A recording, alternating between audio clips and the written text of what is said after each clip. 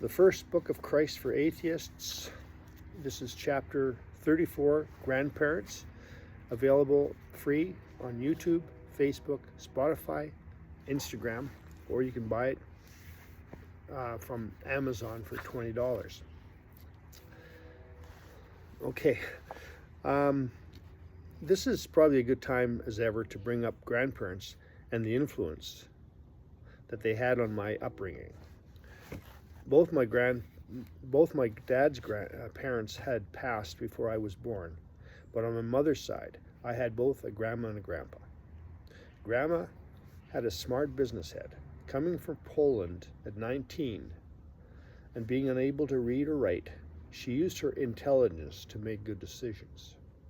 Even during the Depression, she put my mother into a private school for her education. With 5 kids, my grandpa earned a plumbing trade certificate to earn a decent income in his own company.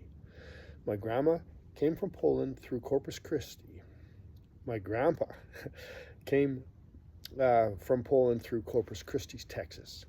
As a recent immigrant, he came home from work at the dairy he was working at before he got his trade, and told my grandma that he had been robbed of his week's pay. He was lovingly consoled by my grandma.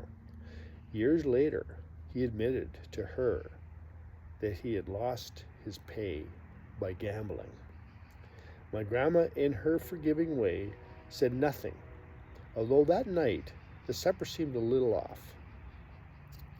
For a month, my mother walked 2 hours from St. Mary's Academy home to the North End instead of taking the bus, so she could save for flowers for her mom, who sacrificed so much for the family.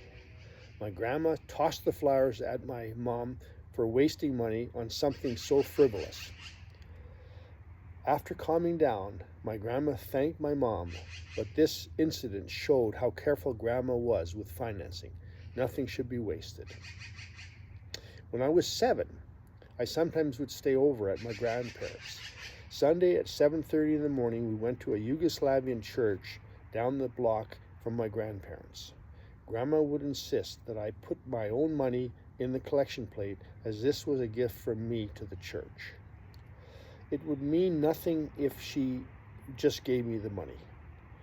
When Carol and I were first married, we went to the Don Ho show in Waikiki with my aunt and uncle and grandma. As the oldest person in the show, the singer invited my grandma on stage and talked to her. Coming back to our table, she started telling us about the conversation she had with Don Ho until she realized everyone in the hall heard the conversation. My grandpa died when I was 7, and my grandma lived with my aunt and uncle. They lived in a sprawling bungalow on a golf course. One day my grandma was cleaning the house with her babushka on her head and wearing a long peasant dress. A salesman came to their door and asked if the lady of the house was home. Some grandmas would ream out the salesman for insulting them, but my grandma just said, "No, she's not." We all enjoyed the humor by the impression my grandma presented.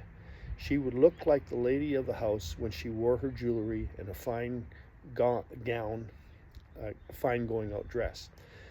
She helped as my uncle built his business. He accumulated enough wealth to finance a foundation upon his death that provides financial help to those institutions that helped him build his business. Grandma was a big part of providing credibility and trust within the Polish community for my uncle. What I got from my grandparents was tolerance, love, and acceptance. Even when I peed in their bed when I was 3, they took it in stride.